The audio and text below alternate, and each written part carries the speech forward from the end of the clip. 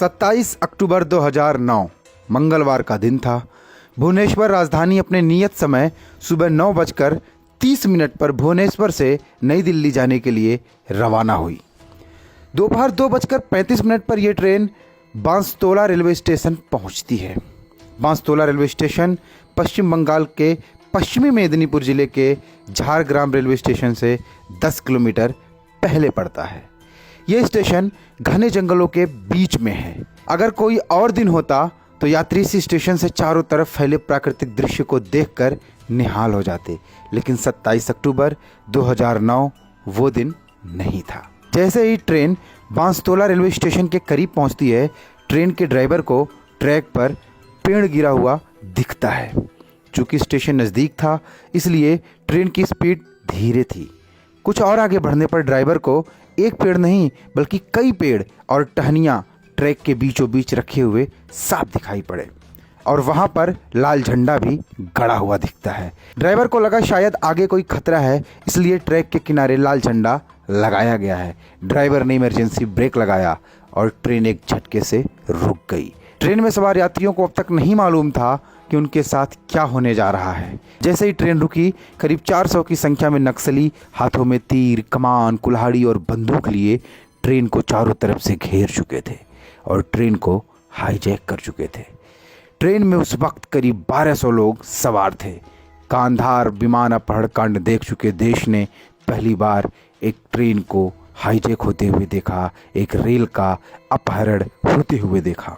ये नक्सली people's committee against police atrocities PCPA नाम के माओवादी ग्रुप के लोग थे और इनका मकसद था अपने नेता की रिहाई। कौन था इनका नेता? इनका नेता था छत्रधर महतो। वही छत्रधर महतो जिसने लालगढ़ पर कब्जा कर उसे आज़ाद घोषित कर दिया था। वही छत्रधर महतो जिसे देशद्रोह के जुर्म में आजीवन कारावास की सज़ा सुनाई गई थी, मगर फिर उसकी सज़ा को घटाकर 10 साल कर दिया गया। वही छत्रधर महतो जो 10 साल की सज़ा काट जेल से निकलने के बाद तृणमूल कांग्रेस में शामिल हुआ और सचिव पद पर तैनात है। ट्रेन को हाईजैक करने के बाद नक्सलियों ने अपने धारदार हथियार से AC कोच के शीशे तोड़कर दरवाजे खुलवाए और अंदर चढ़ यात्रियों को भी घेर लिया। ट्रेन पर हिंदी और अंग्रेजी में नक्सलियों ने अपने नेता को रिहा करने की मांग रख दी।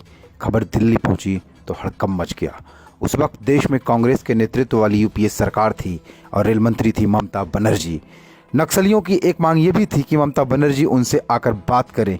राजधानी एक्सप्रेस देश की सबसे VIP ट्रेन थी और देश की VIP ट्रेन का हाईजैक होना देश और सरकार की प्रतिष्ठा पर आघात था। पश्चिम बंगाल के तत्कालीन मुख्यमंत्री बुद्धदेव भट्टाचार्य ने छत्रधर महतो को रिहा करने की नक्सलियों की मांग को सिरे से खारिज कर दिया।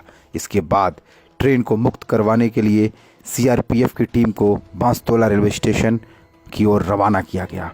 CRPF के पहुंचने की सूचना मिलते ही नक्सली निकल गए, लेकिन इस दौरान ट्रेन करीब 5.5 घंटे तक नक्सलियों के कब्जे में रहा। रात करीब 10 बजे ट्रेन अपने गंतव्य की ओर रवाना हो सकी और ये देश के इतिहास में राजधानी एक्सप्रेस अपहरण कांड के नाम से मशहूर है।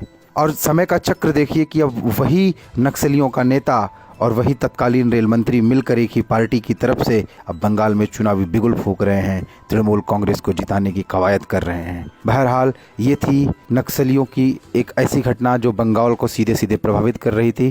क्योंकि अभी ममता बनर्जी, छत्रधर महतो और बंगाल चर्चा में है, तो हमने सोचा कि ये कहानी भी आप तक पहुँचाई जाए। धन्यवाद।